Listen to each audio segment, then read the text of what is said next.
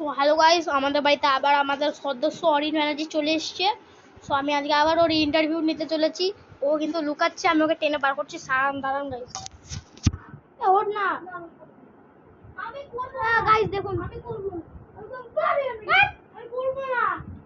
না আগে চার্জারটা দে, আমি দিয়ে দেব চার্জার। না এই আমি করব।